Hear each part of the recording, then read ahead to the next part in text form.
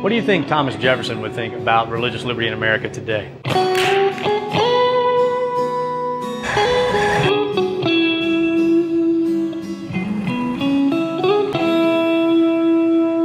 This year we celebrate what would have been the 276th birthday for Thomas Jefferson. And yeah, that's a long time ago. But his influence on America is still felt to this very day. Jefferson was the quintessential Renaissance man. He spoke multiple languages, he was a historian, an author, an elected official. His influence on the American founding cannot be overstated. His Virginia Statute for Religious Freedom served as the inspiration for some of the most important documents in our country's history.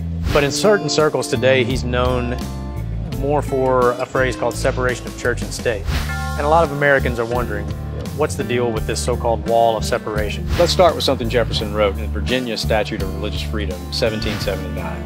No man shall suffer on account of his religious opinions or belief, but that all men shall be free to profess, and by argument to maintain, their opinions in matters of religion, and that the same shall in no wise diminish, enlarge, or affect their civil capacities. Okay, that's quite a mouthful. So what was Jefferson really trying to say? For us, it means that for people of faith, you have the right to live according to that faith, live according to the dictates of your own conscience, and that should not prevent you from bringing those beliefs into your daily life, whether it's in business, whether it's in the public square, in government, any of the institutions that make up our society. Number two, in a letter to Reverend Samuel Miller in 1808, Thomas Jefferson wrote the following.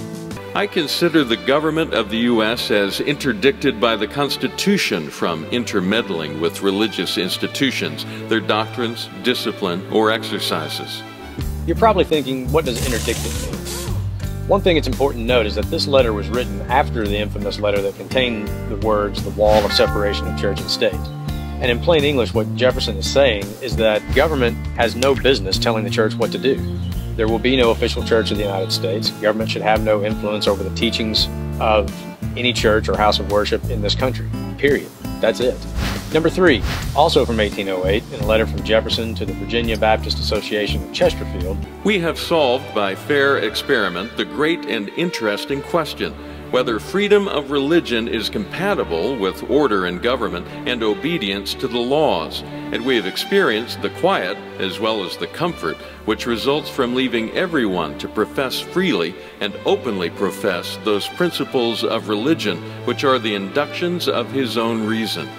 You may have friends or acquaintances who constantly claim that people of faith are just using religious freedom as an excuse to discriminate, or that religious people just want to impose their views on everyone else.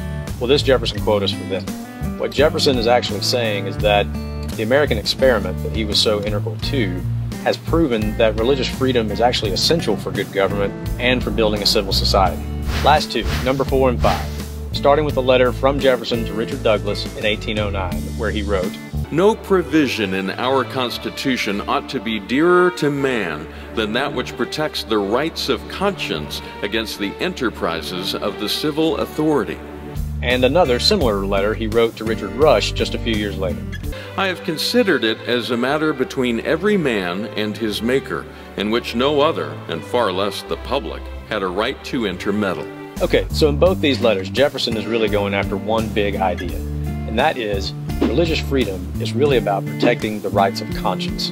And that's why people of all faiths or no faith should care about religious freedom in America. For people of faith, their conscience is informed by their faith. For people who aren't particularly religious, they still have a conscience, and they have the right to live according to it, no matter what that conscience is informed by. Americans have the right to live according to what they believe, and government should not interfere with that right. Well, there you have it. 5 quotes from Jefferson in his own words discussing religion and religious freedom. I hope this has been helpful to you to get a better understanding of your first freedom, and maybe put to rest the idea of the wall of separation of church and state that's so conspicuously absent from our Constitution.